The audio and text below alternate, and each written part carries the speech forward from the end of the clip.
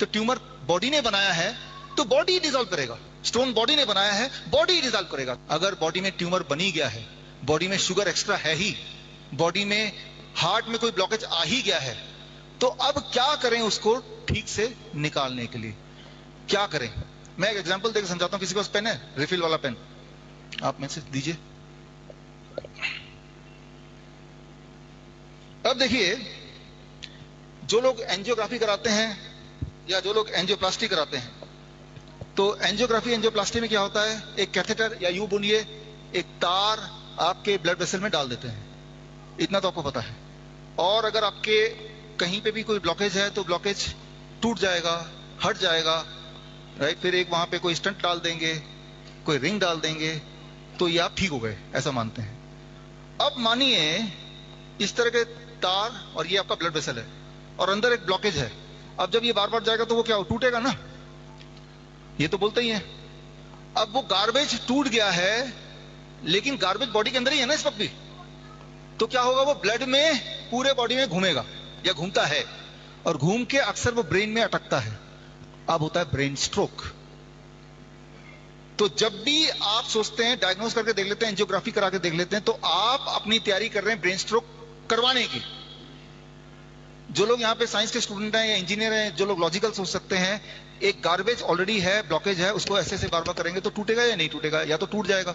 अगर वो टूट जाएगा तो पूरे बॉडी में वो ब्लड वेसल के अंदर ही है ना, गार्बेज बाहर तो निकला नहीं, राइट।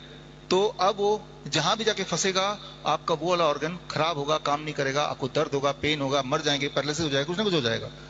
लेकिन कभी भी ये नहीं पता चलेगा एंजियोग्राफी करने की कोशिश की गई थी, उसी की वजह से ये एक नया प्रॉब्लम आ गई आपको। तो गार्बेज को बॉडी से बाहर अगर आपको निकालना है तो निकालने का रास्ता वही होना चाहिए जो कुदरत ने आपको दिया है, ना कि वो रास्ता जो इंसान ने बनाया है, काटने छाटने का नहीं। एग्जाम्पल के तौर पे किस तरह से गार्बेज हमारे हॉस्पिटल में हम निकालते हैं, आप घर जाके क्या करेंगे। अब देखिए, मान लीजिए ये पेड़ नहीं है, ये ट्यूमर है या ये कैंसर है और ये बढ़ता जा रहा है। डॉक्टर बोल रहा है ट्यूमर इतना बढ़ गया है, ऐसा करते हैं ट्यूमर को काट देते हैं। ठीक है जी, मैं ट्यूमर को, ये पत्ते हैं, मैंने इसको काट दिया, ट्यूमर निकल गया। लेकिन अब क्या होगा कुछ दिन बाद, क्या ट्यूमर खत्म हो जाएगा? ये पेड़ तो दोबारा से बढ़ेगा। तो कभी भी सर्जरी से कोई भी बीमारी ठीक नहीं हो सकती, क्योंकि जड़ तो अभी भी है ना। जब भी आप स्टोन को निकालेंगे, ट्यूमर को निकालेंगे, पेड़ को खाना तो मिल रहा है, वो ट्यूमरस ग्रोथ का कारण वो तो वहीं का वहीं है। तो जब भी आप सोचते हैं कि ट्यूमर है तो काट दे हम, तो पल भर के लगेगा देखो ठीक हो गया, लेकिन धीरे धीरे धीरे धीरे दोबारा से बढ़ेगा, इस बार और तेजी से बढ़ेगा। आप समझ रहे हैं? तो ट्यूमर हो या किडनी स्टोन हो, गॉल ब्लैडर स्टोन हो, तो आप अगर उनमें से की सर्जरी से कुछ कर लें, तो आप ये सोच रहे हैं कि पेड़ ज्यादा बढ़ गया तो मैं काट लूं और उम्मीद कर रहे हैं कि दोबारा नहीं बढ़ेगा, तो आप कुछ ऐसे ही सोच रहे हैं फिर, जो कि इलॉजिकल बात है।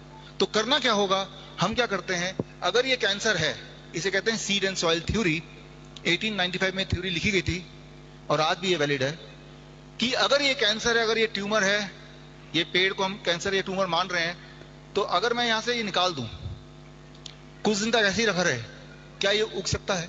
ट्यूमर बढ़ सकता है? क्या होगा इसका? धीरे धीरे ये सूख जाएगा, खत्म हो जाएगा, है ना।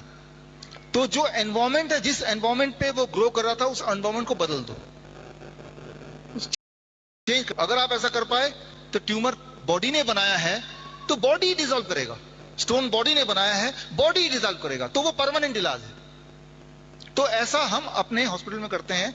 आप कैसे करेंगे घर जाके आज से, तो वो मैं आपको अभी एग्जाम्पल के तौर पे बताने जा रहा हूं। हम अपने हॉस्पिटल जो करते हैं, बड़ा इंटरेस्टिंग है कि आपके बॉडी ने ट्यूमर को निकालने का, जो चीज बॉडी को पसंद नहीं है, जो चीज बॉडी में अटक गई है, वो स्टोन है, ट्यूमर है, क्रिएटिनिन है, पोटेशियम है, शुगर है, प्रोटीन है, कुछ भी हो सकता है। वो कोई भी चीज अधिक है तो बॉडी में कुछ ना कुछ गड़बड़ करेगी। तो पेशाब का रास्ता निकाला है जो फिर भी बंद हो गया।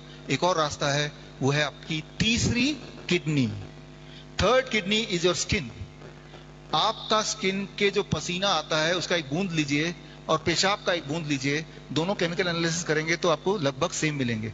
आपके पसीने में भी क्रिएटिनिन होगा, शुगर होगा, प्रोटीन होगा, यूरिक एसिड होगा, यूरिया होगा, आपके पेशाब में भी यही होता है। तो हम अपने हॉस्पिटल में ऐसे पेशेंट जो किडनी के पेशेंट हैं, खासतौर जिनके बॉडी में पानी जमा हो गया है, जो असली वाले पेशेंट हैं, जो बहुत कमजोर हो गए हैं, जिनकी पेशाब बंद हो गई है, जो हफ्ते में 2-3 बार डायलिसिस करना पड़ता है और ऐसा कई सालों से करते जा रहे हैं, जिनका आखिरी कगार पे आ गया ट्रांसप्लांट करना है, तो उनको हम क्या कराते हैं वो देखिए अगला। ये असली पेशेंट है, ये यूं ही नहीं बिठाया है, ये असली वाले पेशेंट हैं। ये हमारा जो हिम्स हॉस्पिटल है चंडीगढ़ का, ये सारे वो लोग हैं जो डायलिसिस कराते थे। तो हमने उनको ये गर्म पानी में बिठाया 40 डिग्री सेल्सियस, और पानी आप गौर करेंगे तो गले तक। अगर आपके गले तक पानी हो, 40 डिग्री सेल्सियस पानी हो, इतना गर्मी हो, और ऐसा 2 घंटे तक आप बैठ पाए, तो बॉडी के अंदर जो एक्स्ट्रा है वो बॉडी से बाहर निकलना शुरू हो जाता है। As simple as that. हमारे जयपुर हॉस्पिटल देख रहे हैं आप, जबकि ये घर पे भी कर सकते हैं, मैं बताऊंगा कैसे कर सकते हैं।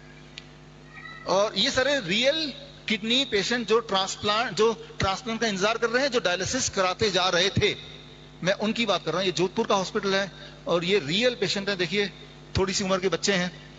तो 40 डिग्री सेल्सियस पानी, 2 घंटा बैठना, यहां तक पानी होना। तो आपने, कुदरत ने जो आपको तरीके, आपके आउटपुट जो दिया है गार्बेज को बाहर निकालने का, आपने उसी को यूज किया। तो अब उसको यूज किया तो that is a permanent cure. अच्छा, ये साइंटिफिकली कैसे काम करता है? आपका, मेरा इस वक्त जो ऊपर जो एटमॉस्फेयर है, 1 एटमॉस्फेरिक प्रेशर हमारे सिर पे है, ये हमें पता है। लेकिन जितना हिस्सा पानी के नीचे है उसमें atmospheric pressure plus the pressure of water about 2% more, right, plus the heat of the water. जब ये केमिस्ट्री होती है तो बॉडी में कुछ बदलाव आते हैं। स्ट्रोक वॉल्यूम हार्ट का 20% बढ़ जाता है और ब्लड का रीडिस्ट्रीब्यूशन होता है, टांगों से हटता है ब्लड और यहाँ पे तेजी से घूमने लगता है। सारे मेजर ऑर्गन यहीं पे हैं, चाहे वो किडनी हो, हार्ट हो, उसे वो रिपेयर करने लगता है। कुछ केमिकल बढ़ने लगते हैं जिनसे आपके ब्लड वेसल रिपेयर होते हैं, जैसे नाइट्रिक ऑक्साइड एक्सेट्रा। कुछ हार्मोन कम होने लगते हैं जिससे आपका ब्लड प्रेशर बढ़ा हो रहा था, जिससे आपकी तकलीफें बढ़ रही थी। ये ऑटोमेटिक होता है। और इसके अलावा ऐसा होते ही आपके बॉडी में जो सोडियम है उसकी एक्सक्रीशन 5 गुना बढ़ जाती है।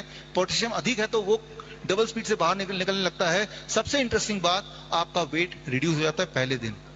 मतलब पहले दिन पानी के अंदर भेजने से पहले पेशेंट का हम वेट चेक करते हैं। वेइंग मशीन वहीं लगा रहता है। 2 घंटे बाद जैसे ही पानी से बाहर निकलते हैं दोबारा वेट चेक करते हैं। पेशेंट हैरान होता है कि मेरा वेट 1 kg कम कैसे हो गया, 500 ग्राम कम कैसे हो गया। ये वही वाला वेट है जो बॉडी में तकलीफ दे रहा था, जो पेशाब के रास्ते नहीं निकल पा रहा था। ये वही वाला वेट है जो डायलिसिस से आप निकालने की कोशिश कर रहे थे, राइट। तो आप एक्सपेरिमेंट करके देख सकते हैं। जो लोग हेल्दी भी हैं, हम सबके बॉडी में कुछ ना कुछ तो फालतू है ही। तो आप में से कोई भी अगर बॉडी पहले दिन बैठेंगे तो ऑन एवरेज 500 ग्राम वेट कम निकलेगा 2 घंटे बाद जब निकलेंगे वहां से। तो यानी कि जो चीज फालतू, और उसके बाद अगर आप अपना, जो लोग डायबिटीज के पेशेंट हैं उनका ब्लड शुगर नॉर्मल होने लगेगा। जो हाई बीपी की गोलियां लेते हैं तब भी बीपी बढ़ता है, उन सब की गोलियां छोड़ना उनकी मजबूरी हो जाती है। क्योंकि बीपी कब है ज्यादा? जब बॉडी में एक्सेस, जैसे बलून मान लो, इमेजिन कीजिए आप फुला रहे हैं अंदर अगर हवा भर रहे हैं तो एयर प्रेशर क्या होगा, बढ़ेगा ना। तो बॉडी में अगर फ्लूइड ज्यादा भर जाता है तो ब्लड प्रेशर बढ़ जाता है। हमने फ्लूइड एक्सेस चीज बॉडी से निकाल दिया, लेकिन निकालने का रास्ता वो जो कुदरत ने हमें दिया है, तो उस रास्ते से बिना डैमेज करके धीरे धीरे निकाल दिया। गार्बेज आउट प्रिंसिपल, ये पूरा साइंस अगर आपको समझना है तो एंड ऑफ ट्रांसप्लांट, जिसका हिंदी एडिशन आज हमने यहाँ पे आपके सामने रिलीज किया, हिंदी इंग्लिश में, आप इस लिंक में जाके पूरी किताब, पूरा साइंस, इसी पे मेरी पीएचडी है, यही मेरा आविष्कार है जो हमारे 20 हॉस्पिटल में हम करते हैं, हिम्स हॉस्पिटल। तो ट्यूमर